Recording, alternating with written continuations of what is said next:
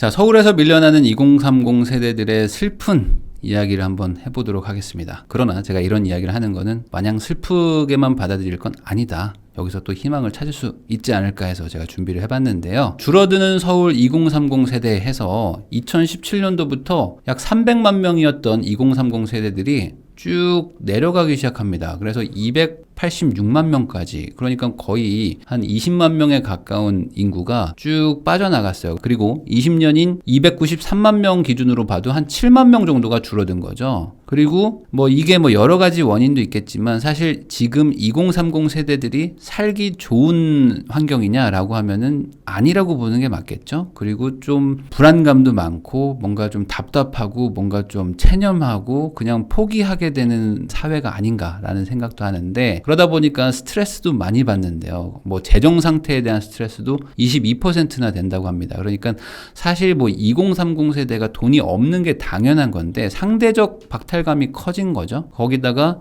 열심히 또 일도 하고 공부도 해서 취업도 해야 되는데 취업하면 뭐해? 이렇게 가격 차이가 많이 나는데 라는 불안감도 있고 여러 가지 문제들을 안고 사는데, 총 16만 명이 줄어들어도 2020년에서 2021년 기준으로 서울 인구가 16만 명이 줄었거든요. 근데 그 중에 2030이 7만 명이 감소했다라는 거는 상당히 많이 서울에서 지금 젊은 세대들이 밀려나가고 있다는 거죠. 그래서 어떤 분들은 지금 이거를 서울을 떠나고 있다라고 얘기를 하는데, 아니다. 2030 세대들은 우리가 지금 탈출하는 게 아니고 이거는 탈락의 개념이다. 내가 여기서 버티고 살고 싶어도 버틸 수가 없다라고 얘기를 합니다. 사실 2030 세대 분들 입장에서는, 특히 20세대 아니면 30 초반인 분들은 이제 막 사회 초년생이고 이제 대학교에서 좀 공부하다가 좀 이제 직장을 좀 얻어보는 요 와중에 갑자기 집값이 막 2배, 3배가 올라버리니까 이놈의 미친 집값, 이것 때문에 이제 2030 세대는 답이 없다. 우리는 이제 포기해야 된다라고 좌절하는 분들이 많단 말이죠. 그래서 제가 오늘 이걸 준비한 겁니다. 정말 2030 세대는 앞으로 기회가 없을 것이냐. 과거로 한번 돌아가 볼게요. 과거에는 지금이 미친 상승세다라고 말들 하는 분들이 많지만 과거는 더한 적이 있었습니다. 지금보다 훨씬 더 상승했던 적이 있어요. 언제냐면은 제가 옛날에도 한번 다뤘었는데 1989년, 90년 요때입니다. 1980년대 후반에 집값이 미친 듯이 올라가기 시작하는데 87년도에는 7.1%, 전국적으로 7.1%가 올랐는데 21%가 올랐대요. 1990년도에는 21%. 그러면 얼마나 많이 오른 것이냐. 지금도 이 정도까지는 아니거든요. 그러니까 이때의 시대상에는 아마 지금 체감하는 거에 1.5배에서 2배 정도의 좌절감을 느꼈을 겁니다. 그러니까 말 그대로 정말 폭주하는 1990년의 집값이었거든요. 특히 88년, 89년, 90년 하면서 이 3년간 미친 듯이 상승을 하는데 지금의 상승세는 논할 수준이 아니었다. 1년에 2배씩 올라가는 수준이었다고 하거든요. 그런데 매매가만 올라가면 그래도 괜찮지. 그게 아닙니다. 1989년에 29.6%의 전세가가 상승하고 1990년도에도 23.65%가 상승을 해요. 그러니까 이거 두 개만 더해도 50% 아니에요. 그러니까 매매가는 2-3배 뛰지, 전세가도 막 50%씩 뛰지. 그러니까 지금과 똑같은 상황이었다. 어찌 보면 지금보다 더 힘든 상황이었을 수도 있는 거죠. 이때는 주택 보급률도 낮았어요. 그래서 집 자체가 없어가지고 집을 구하러 다니고 그랬던 시절이라면 지금은 집이 그래도 많잖아요. 지금은 그래도 많은 편인데 이때는 아마 훨씬 더 힘들지 않았을까. 정말 노숙하는 분들도 많았을 겁니다. 그러면 집값은 한 해에 21%가 올라가고 전세는 30%가 올라가던 이 시기는 어떤 시기였을까? 이런 기사들 보셨죠? 치솟는 집값 때문에 내 집 꿈은 분노로 바뀌었다. 1989년도 한겨레 신문인데 무주택자 60%는 끝내 가망이 없기 때문에 그냥 포기해라. 장기 임대가 유일한 돌파구다. 지금하고 똑같은 얘기들 하고 있죠. 그리고 이런 기사들도 있습니다. 내 집 마련 못 해가지고 일할 맛이 안 난다. 집값 폭등을 물려받은 천형의 세대, 그러니까 죄를 지은 그런 세대다. 이런 거죠. 그래서 내 집 마련을 못 한다는 거는 30년 전에도 똑같았다 이거죠. 그러면 여기서 궁금한 게 있잖아요. 아니 그러면 지금도 2030 세대들이 막 밀려나가고 있는데 1989년, 90년 그 30년 전에도 외곽으로 밀려났을까? 이건 서울연구데이터 서비스에서 가져온 그림인데 1980년대 후반 요때죠. 요때 경기도에서 서울로 들어오는 인구도 많았지만 서울에서 경기도로 나가는 인구도 많았대요. 그러니까 이때도 뭐 순유출 상태였지 않았을까 생각을 합니다. 뭐 당연하지 않겠어요? 서울 집값이 막 2배씩 뛰는데 어떻게 버티겠어요? 전세도 뛰는데 아마 어떻게든 밖으로 나가서 조금이라도 싼 동네로 가서 살려고 했었겠죠. 물론 이 시기에 뭐 경기도가 개발을 막 본격적으로 하고 있었고 그러다 보니까 이제 인구가 이동한 것도 분명히 있겠지만 아마 지금 부모님들한테 한번 여쭤보시면은 그때 1990년대라고 해서 서울이 저렴하지는 않았을 것이다. 당연히 집값, 절대 집값도 낮았지만 연봉은 훨씬 낮았기 때문에 어차피 못 산다 이거죠. 그런데 여기서 그 속상한 소위 말하는 뭐 끼인 세대라고 해야 될까? 정말 이 집값의 상승과 하락에 정통으로 얻어맞은 세대가 있는데 이 바로 90년대 학번입니다. 지금은 이제 50대이신 분들이죠. 이 분들이 정말 잔혹한 인생사를 겪습니다. 자, 이건 2011년 기사입니다. 10년 전 기사인데 이때 어떤 일들이 있었죠? 2009년 금융위기 이후로 하우스 푸어라는 게 나옵니다. 원래 사실 하우스, 집을 가지고 있는데 불쌍하다? 이런 얘기가 어색한 거잖아요. 근데 이때는 집을 가지고 있어서 어떻게 집 가지고 있어? 큰일 났네? 라고 부르고 집이 없어요. 저는 무주택이에요. 하면 너무 부러워요. 너무 다행이에요. 라고 하던 지금과는 상반된 시절이었거든요. 근데 그 하우스 푸어가 누가 많았냐? 70년대생들이 많았다 이겁니다. 유의미하게 숫자가 좀 많은데 40대들이 그 당시 50대보다 더 하우스푸어가 많아요. 자, 그러면 이 분들은 어떠냐? 20대는 언제예요? 20대는 90년대였잖아요. 그러니까 내가 고등학생, 뭐 대학생 이럴 때는 90년대 집값 폭등 시기를 겪었어요. 그러니까 다 기억나죠? 너무 힘들었다. 막 진짜 그때 막 이삿짐 싸서 막 밤에 막 도망가고 막 이런 일들이 있었어요. 맞죠? 막 순식간에 막 쫓겨나가고 막 뭐 주인이 와가지고 뭐 월세 안 낼 거야. 전세 올려줘 하면서 막 싸웠던 그 기억이 선명한데 그래서 나는 집 사야지라고 해서 40대에 집을 샀더니 어떻게 돼? 금융위기가 팡 터져가지고 하우스 푸어로 이제 대출 이자 갚으면서 막 버텨야 되니까 얼마나 힘드냐 이거죠. 그래서 완전 끼인 세대였죠. 그래서 이 분들의 어린 시절 기사를 또 가져왔는데 이거 보세요. 얼마나 무서웠는지. 전세금을 마련 못해가지고 비관한 나머지 한 가족 4명이 집단 자살을 합니다. 이게 그 80년대 후반의 기사였단 말이죠. 지금도 물론 뭐 어딘가에서는 집값 때문에 뭐 비관하는 분들이 있겠지만 이때는 정말 심각했었다. 그리고 집 때문에 일가족이 또 자살을 해. 그래서 뭐 두 자녀와 같이 뭐 연탄불을 피워놓고 막 자살을 하는 분들도 많았다는 거예요. 너무 비싸니까. 지금이야 교통이라도 좀 잘 돼 있어가지고 경기도라도 빠지면 출퇴근이 길어지지 출퇴근을 할 수는 있거든요. 근데 이때는 지하철도 없고 뭐 도로도 없고 아무것도 없어요. 그러니까 뭐 천안 정도만 가도 이건 뭐 서울 출퇴근이 안 되는 수준인 거예요. 그러니까 어떻게 합니까? 비관 막 자살하는 사람들이 정말 많았다는 거예요. 이거 답이 안 나오니까 도저히 이 애들을 데리고 어딜 가냔 말이야 라면서 그랬던 거죠. 정말 슬픈 이야기죠. 근데 이런 일들은 결국에 언제 끝나느냐? 200만 호 건설, 1기 신도시 건설로 끝을 봅니다. 80년대 후반 집값 폭등은 결국에 200만 호 건설로 잡았다라는 기사인데 노태우 대통령, 그 노태우 정권 때 제가 200만 호를 짓겠습니다. 어떻게 짓습니까? 한번 제가 보여드릴게요 해서 진짜 지어버려요. 그래서 한 3년 만에 지어버렸고 특히 1기 신도시, 서울 인근의 1기 신도시는 한 30만 호 정도를 단기간에 지어버립니다. 그래서 뭐 이때 뭐 바다 모래로 지었어요 라고 해가지고 뭐 집이 좀 불편하고 뭐 좀 잘못 지었다 뭐 이런 얘기들도 있었지만 어쨌든 대규모 공급을 통해서 이 집값 폭등 시기, 정말 이 힘들었던 시기가 이제 한번 잠잠해지거든요. 근데 여러분들도 한번 생각을 해보세요. 이때는 인구가 폭증하던 시기였습니다. 그러니까 서울에 막 인구가 막 계속 늘어나고 있었고 아이들도 많이 낳던 시기예요. 지금에 비하면 정말 많이 낳았죠. 지금에 비하면 정말 많이 낳았었고 그때는 초등학교도 오전반 오후반 해가지고 학교가 부족할 정도였어요. 반이 막 15개인데 아침에 가는 반 있고 야간에 그 오후에 가는 반 있고 막 이랬었잖아요. 근데 이때는 인구라도 많았으니까 뭐 그럴 수 있는데 지금은 도대체 왜 그러느냐? 왜 20대들이 이렇게 밀려나가고 있냐 이거죠. 아마 이거일 것 같다는 생각을 합니다. 뭐 여러 가지 이유가 있겠지만 1인당 주거 면적이 늘어나고 있는 것도 유의미한 자료일 거예요. 제가 이거 찾아보니까 2017년도 대비해서 1인당 주거 면적이 약 10%가 증가했습니다. 그러면 뭐 그 사이에 뭐 신규 개발이 된 게 있어서 절대적인 면적 자체가 뭐 늘어난 것도 있겠지만 아마 그거겠죠. 결혼을 이제 좀 늦게 하다 보니까 옛날 같았으면은 30대 초반에 남녀가 둘이 만나서 한 집에 살았는데 지금은 다 각자 한 집씩 살고 있죠. 그러니까 예전 같으면 두세 명이 한 집에 살 거를 지금 한 명씩 다 자리를 차지하고 있다 보니까 집의 개수는 정해져 있는 것이고, 그러면 어쩔 수 없이 인구가 밀려나가는 것이 아니겠느냐, 뭐 그런 생각을 합니다. 1인당 주거 면적이 늘어날수록 절대 인구 자체는 줄 수밖에 없는 거죠. 자, 그러면 이제 경기도로 밀려나가는 2030 세대들이 많고, 그분들이 정말 어찌 보면 서울에 살던 것 대비해서 생활이 좀 불편해지는 거는 사실일 거 아닙니까? 그럼 이런 분들은 어떻게 살고 있을까를 보면요, 뭐 이런 자료가 있습니다. 1시간 이상 통근하는 인구 비율이 통계청 조사 자료로 보니까 2015년 기준으로 한 18% 정도가 된대요. 그러면 아마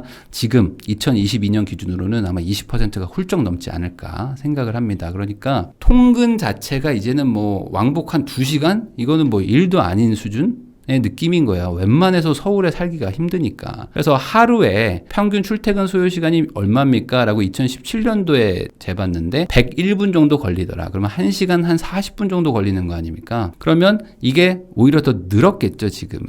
그래서 이때 기준으로 보면은 평균이 한 100분이고 경기도에서 서울로 왔다 갔다 하는 분들은 거의 2시간 반 정도가 걸린다. 그래서 지금은 거의 3시간 정도를 쓰는 분들도 많다고 합니다. 그러니까 오전에 1시간 반 정도 버스나 지하철에 있고, 집에 갈 때 또 1시간 반 정도 버스나 지하철을 타고 집에 가는 거죠. 왜? 너무 집값이 비싸고 여기서 살 방법이 없으니까 계속 밀려 나가는 거죠. 그러다 보니까 2030 세대들은 지금 건강도 안 좋아지고 있대요. 가장 큰 게 뭐겠어요? 수면일 거 아닙니까? 이 출퇴근 시간이 길면 물론 차 안에서 자는 분들도 있겠지만 차에서 자는 게 침대에서 자는 것에 비해서 좋을 리가 없겠죠. 그러다 보니 2030 세대들, 그 중에서도 고용 형태가 좀 안 좋을수록 잠을 좀 못 잔다. 그리고 스트레스도 좀 수면 시간과 연관이 있겠죠. 그래서 스트레스가 많을수록 하여간 잠도 많이 못 자고, 그리고 내가 살고 있는 동에서 출퇴근을 하는 사람도 많지만 다른 구 아니면 다른 시로 가는 사람들도 많아서 전체적으로 지금 뭐 어찌 보면 국가적으로는 좋은 건 아니겠죠. 출퇴근 시간에 너무 많은 시간을 쓰고 있으니까 이 건강도 안 좋아지고 피곤하고 뭔가 좀 삶이 좀 약간 무기력해지는 그런 형태들도 2030 세대에서 많이 보이고 있다고 합니다. 그러다 보니까 어떻게 합니까? 이렇게 하루에 3시간씩 경기도에서 서울 왔다 갔다 하면서 출퇴근 시간을 쓸 바에는 차라리 서울에 오는 게 낫겠다라고 생각하는 분들도 많을 거 아니에요. 근데 문제가 있죠. 출퇴근 시간을 당기는 건 좋은데 워낙 비싸잖아요. 그러면 실제 2030 세대들은 서울 와서는 어떻게 살고 있을까? 아무래도 상대적으로 좀 저렴한 관악구, 뭐 영등포, 광진구, 아파트 말고 아마 빌라 같은 데 많이 사실 것 같아요. 그런데 사는데 아파트에 사는 분들은 누굴까라고 보면 아무래도 2030은 아직 결혼을 안 했으니까 부모님 집에서 살고 있을 것이다. 그러니까 부모님들은 서울에 집이 있는데 2030 세대 아들, 딸들은 서울에 집을 얻을 수 없는 이 딜레마에 빠져 있는 분들이 사실 많거든요. 그러다 보니까 부모님 집까지 포함하면 자기 집이 한 35% 정도가 되는데 월세가 30%, 전세가 30%다. 그러면 부모님이 서울에 안 계시면 어디에 사나 봤더니 원룸이나 뭐 이런데 한 24%가 살고, 다세대 연립, 그러니까 빌라죠. 빌라 같은데, 그러니까 빌라랑 원룸 같은데 거의 60% 정도가 산다. 아마 고시원 이런 데서도 많이 살겠죠. 그러니까 지금 상대적으로 서울에서 살아야겠다라고 생각하는 2030 세대들은 좀 낙후된 주거지에서 좀 전월세 위주로 살고 있는 것 같아요.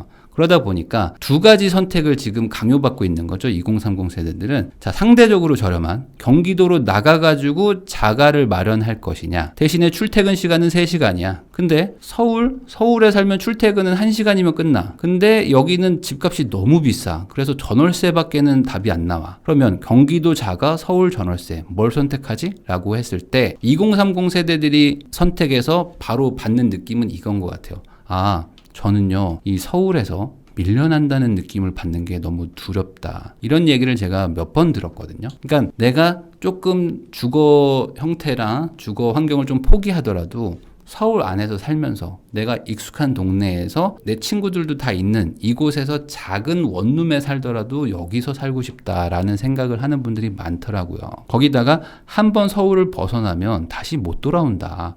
이런 얘기도 많이 듣잖아요. 그러다 보니까 경기도로 나가는 게 너무 두려운 거예요. 그러니까 경기도 나가면 자가를 살 수 있는 분들도 서울에 전월세를 고집하면서 계속 돈을 모으고 어떻게든 한번 기회가 오겠지라고 생각하면서 계속 여기서 전월세로 버티는 분들이 있는데, 오늘 제가 얘기하고 싶은 거는 그러지 말라는 얘기입니다. 이 현실을 인정을 해야 됩니다. 어쩔 수 없는 거예요. 우리가 마침 이때 태어난 걸 어떻게 해? 8, 90년대에 태어난 걸 어떻게 합니까? 거기다가 지금 집값이 이렇게 올라버린 걸 어떻게 해요? 그러면 이 집값이 뭐 바로 하루 만에 내려가 주면 좋겠지만, 그렇지 않으면 어쨌든 희망과 현실은 다른 거니까, 현실은 지금 집값이 비싸단 말이죠. 그럼 이걸 인정하자. 그러면 어떤 길이 보이냐?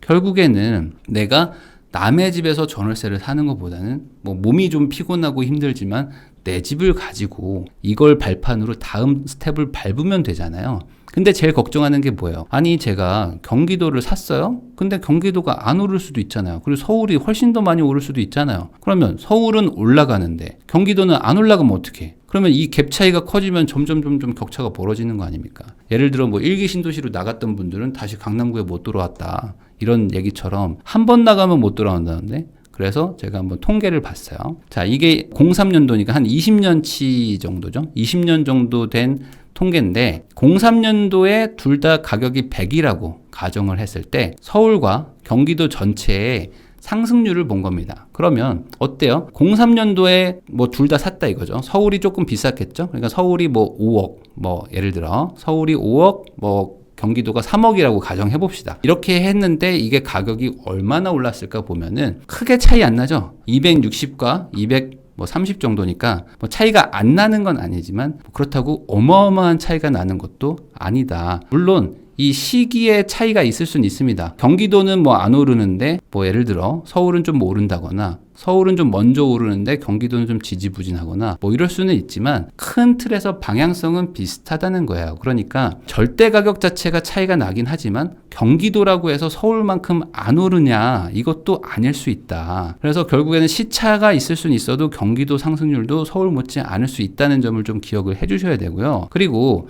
여기서 아마 이런 생각이 드실 겁니다. 아니, 경기도는요 얼마나 넓은데, 서울은 뭐 1000만 명 살지만 경기도는 1300만이 살고 면적으로 치면 서울보다 훨씬 크기 때문에 경기도는 너무 불확실하다. 그러면은 대도시만 따져보면 어떨까? 이런 궁금증이 들잖아요. 그래서 제가 이 경기도에서 큰 도시만 뽑아봤습니다. 그러면 조금 더 명확해지겠죠?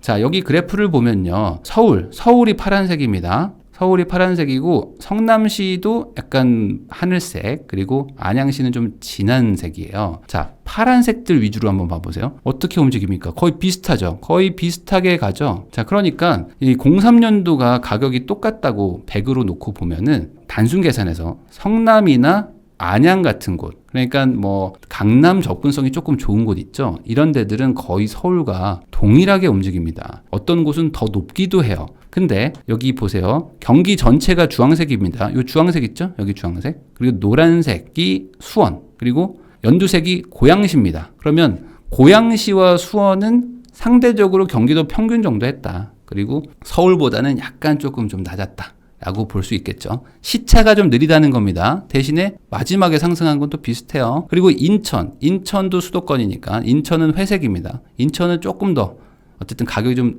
낮게 움직이죠. 그러니까 이 절대적으로 올라가는 상승세가 좀 낮았지만 그래도 마지막에 따라 올라가더라.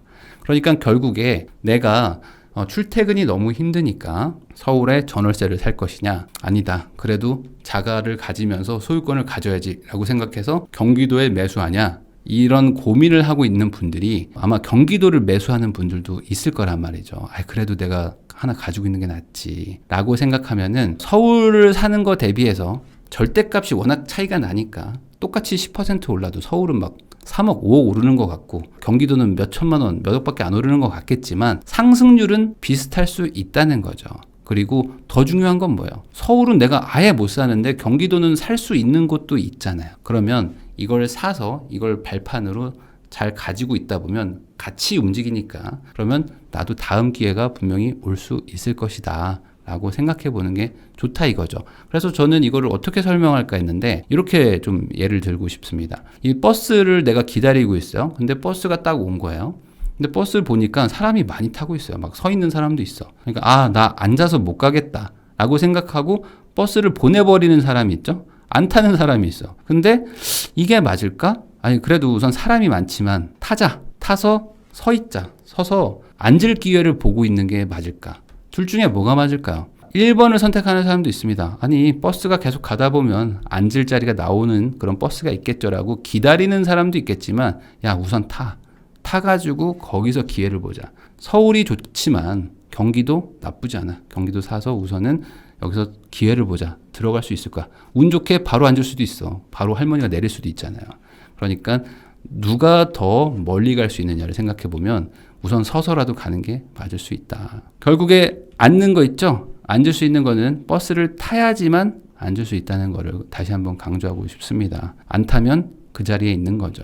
그래서 너무 비싸다고 좌절하시는 분들도 분명히 많을 것이고 야 2030 세대 끝났다라고 생각하는 분들도 있겠지만 그 분들도 다시 한번 생각을 해봐라. 과거에도 이런 일이 있었고 그리고 내가 지금 별로 관심 갖고 있지 않는 지역들도 전체적으로 놓고 보면 서울하고 비슷하게는 움직이기 때문에 내가 살 수 있는 거, 내가 할 수 있는 거를 해야지 내가 사고 싶은 것만 쳐다보고 있다고 해서 바뀌는 건 없을 것이다. 내가 가진 돈과 능력을 키우면서 기회를 보자라고 생각하시는 게 좋을 것 같아요. 아마 2030 세대 분들이 이 영상을 보시면은 지금 5060이 너무 부러울 겁니다. 이분들 돈도 많죠. 돈도 많아. 골프도 치러 다니시고 집도 여러 채 있대. 그래서 저희는 아이가 셋인데 아이들 몫으로 집을 하나씩 다 해놨습니다. 이런 분들도 많거든요. 그러다 보니까 2030 세대는 5060을 기득권이라고 얘기하면서 당신 세대들이 다 가지고 있다. 우리는 가질 게 없다. 라고 얘기들을 하는데 여러분들이 착각하면 안 됩니다. 이 5060 세대들이야말로 1990년대 이 혹독했던 시기에 2030 세대였다. 우리와 같은